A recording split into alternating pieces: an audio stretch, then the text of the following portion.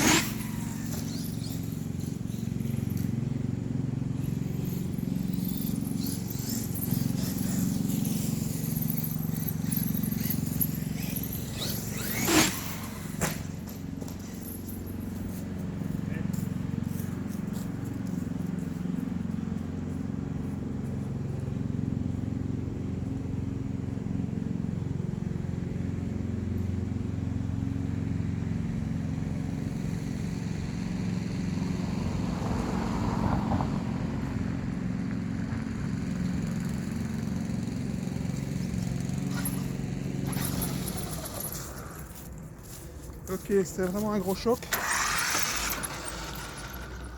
C'était vraiment un gros choc. Et donc vous voyez, ça s'est déboîté tout de suite. Parce que mon caleçon ici, c'est simplement, il n'est pas assez puissant. Donc j'en mettrai un plus gros. Mais donc voilà, je pense que le test est concluant. Vous avez vu quelques crashs qui normalement font que ça saute. Et ceci, donc ce poussoir ici, ce bout de poussoir est vraiment usé. Et donc il ne tenait quasiment absolument plus du tout. Et c'est pour ça que dès que ceci a pété, il a sauté tout de suite au premier crash. Voilà. Maintenant je vais essayer de faire les autres modifications qui seront plus jolies, etc. Mais si vous avez vraiment besoin de rouler avec votre Erivo, que ça saute tout le temps, que vous n'avez pas les bouts de poussoir là, eh bien je pense que c'est un fixe qui pourra très bien faire fonctionner pour vous. Alors, je suis de retour à l'atelier, les enfants sont au lit. Je vais pouvoir un peu vous parler de ce qui s'est passé tantôt. Donc on a vu la suspension a finalement lâché, et c'était bien le but de cette vidéo. C'était de vous montrer qu'avec ceci, pour limiter la course de la suspension de la Erivo, on évitait que les poussoirs ici de suspension ne sautent. Donc, je l'ai déjà dit, ces poussoirs ici, ce sont des poussoirs d'une voiture d'occasion. Donc, ils sont vraiment usés, ils ont déjà sauté plusieurs fois, on les a remis. Et donc, j'ai vraiment voulu utiliser ça pour montrer que les straps, les colliers de serrage, peuvent sévèrement limiter le problème. Donc, le principe qui fait que ces poussoirs sautent ici, en fait, c'est que le débattement de la suspension du Erivo est trop grand. Et donc, quand ça fait ceci, suite à un saut, on tombe mal, et la voiture se prend un choc ici, ceci va aller jusqu'au bout, ça va aller trop loin, d'ailleurs vous pouvez le voir ici, que le bout ici est plus court que le bout du pas de vis sur lequel on le met. Et donc quand ça va faire ceci, ça va tirer et ça va sauter. Donc la solution simple, c'est simplement trouver un moyen de limiter le débattement de cette suspension. De ce côté-ci, le collet de serrage a tenu. Et donc vous voyez, quand on fait fonctionner la suspension, et quand on la relâche, voilà, elle est retenue par le collet de serrage et ça va éviter que ça ne casse ici. Donc je trouve que cette petite solution donc a bien fonctionné, parce que à partir du moment où ceci a cassé, eh bien la suspension n'a pas mis un saut de plus à lâcher. Donc c'est simplement, vous voyez le petit cliquet qui est à l'intérieur normalement qui a cassé. J'ai pris les premiers caleçons qui m'étaient venus sur la main il y a quelques semaines. Ce sont des 3 mm et demi de large, plus ou moins. Oui. Probablement qu'avec des 5, ça n'aurait pas cassé. On voit aussi que le collet de serrage a fait tellement bien son effet qu'il a même réussi à user un peu ici le bras. Donc moi j'ai utilisé au moins 3 packs de batterie avec cette solution là et ça a tenu le coup. Alors je me suis dit, je vais faire une vidéo pour montrer ça à tout le monde. Et évidemment, pendant que j'ai fait la vidéo, c'est à ce moment-là qu'il est arrivé en bout de vie. Pourquoi est-ce que j'ai utilisé ça et pas les autres solutions avec barre aluminium ici, les straps, etc. Tout simplement, comme je l'ai déjà dit dans la première vidéo, c'est parce que ça mettait du temps à arriver. Je n'avais pas envie de me passer 2 semaines de la voiture, parce que j'apprécie vraiment cette voiture. Et donc j'ai cherché une solution temporaire. Et je m'étonne de ne l'avoir jamais vue auparavant sur une vidéo sur YouTube. Donc je me suis dit, voilà, allez, fais un petit effort, fais une vidéo, ça va servir aux autres. Et voilà, c'est vraiment tout simple. Vous voyez, ça passe ici dedans. Et voilà. Alors maintenant, j'ai reçu mes pièces. Je vais mettre la barre aluminium ici, je vais mettre les straps qui sont fournis. J'ai même aussi commandé donc des kits pour faire que l'amortisseur arrive moins fort en butée. Apparemment, ça fonctionne bien. Si on arrive à amortir la butée de l'amortisseur, le fait que l'arrêt ici de la suspension sera moins brutal va faire apparemment que les poussoirs ici ne vont pas sauter. Ça, c'est une solution. Et l'autre solution que j'ai vue, c'était de modifier donc le piston de l'amortisseur qui fait qu'on a un amortissement variable. Et cet amortissement variable semble aussi limiter très fort ce genre de désagrément. Je pense que j'ai fait un peu le tour de l'histoire. Je vais peut-être vous donner la longueur du collier de serrage que j'ai utilisé.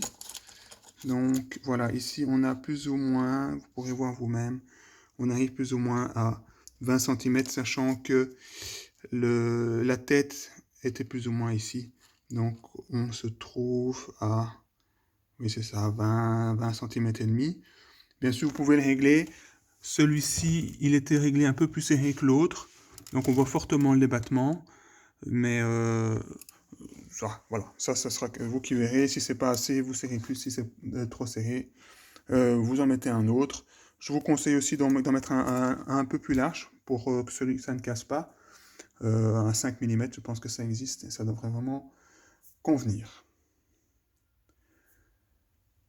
Voilà, maintenant, je ne sais pas si je vais faire une vidéo là-dessus, sur le changement de pièces ici, avec ce que j'ai reçu.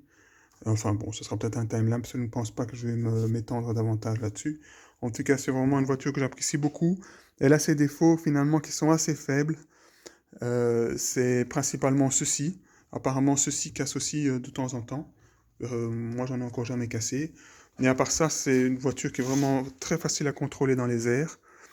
Je suis pas un débutant, mais je ne suis pas un arraché non plus. Donc, je trouve vraiment cette voiture facile à contrôler. Elle fait des beaux wheelings, elle fait un son quand elle roule, le bruit de ses pneus sur la route est vraiment, enfin, moi j'apprécie beaucoup. Et tout le reste ici, je n'entends quasiment jamais personne qui a des problèmes de moteur, de pignon, de SC. Tout ça, ça fonctionne très bien, même les cerveaux, moi personnellement, je n'ai pas encore eu de problème. On a vu qu'il y a des solutions où on peut mettre qu'un seul cerveau avec beaucoup plus de couple. Si les miens cassent, je mettrai probablement ça. Et de dire que j'aurai une voiture vraiment très amusante, avec quasiment incassable, sans devoir mettre des mises à jour extrêmement chères, changer les châssis, etc., comme on le voit dans d'autres marques, pour que ça devienne super fiable. Donc je me suis dit, si j'arrive à fiabiliser ça, je pense vraiment que je serai très content. Voilà, j'espère que cette petite vidéo vous sera utile, qu'elle a été agréable, pas trop longue. Si vous voulez suivre mes activités, n'oubliez pas de vous enregistrer à la chaîne avec le bouton subscribe. Amusez-vous bien et à la prochaine.